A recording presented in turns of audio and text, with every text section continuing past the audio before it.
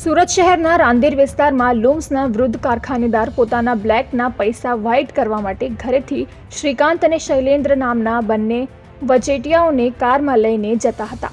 ત્યારે આ રૂપિયા આપવા માટે પોતાના બંગલાથી 100 મીટર દૂર ગયા હતા। આ રૂપિયાની સામે વૃદ્ધને આરટીજીએસ મારફતે વ્હાઇટ એન્ટ્રી મળવાની હતી, પરંતુ MH01AV2304 નંબરની ઇનોવા કારમાં આવેલા બે શખ્સોએ કારમાંથી પૈસાના થેલા પોતાની કારમાં મૂકી દીધા હતા અને ત્યારબાદ વૃદ્ધની કારમાં બેઠેલા શ્રીકાંત અને શૈલેન્દ્રને પણ પોતાની કારમાં બળજબરીથી બેસાડી ત્યાંથી ભાગી છૂટ્યા હતા।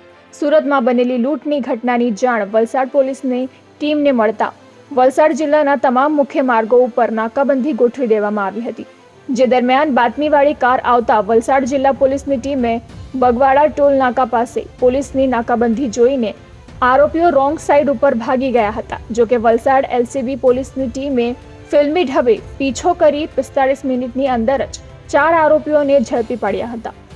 વલસાડ જિલ્લા પોલીસની ટીમે કાર, 4.55 કરોડ રોકડા અને આરોપીઓનો કબજો સુરત પોલીસને સોંપ્યો છે। ત્યારે હાલ તો સમગ્ર મામલે સુરત પોલીસ દ્વારા વધુ તપાસ કરવામાં આવી રહી છે।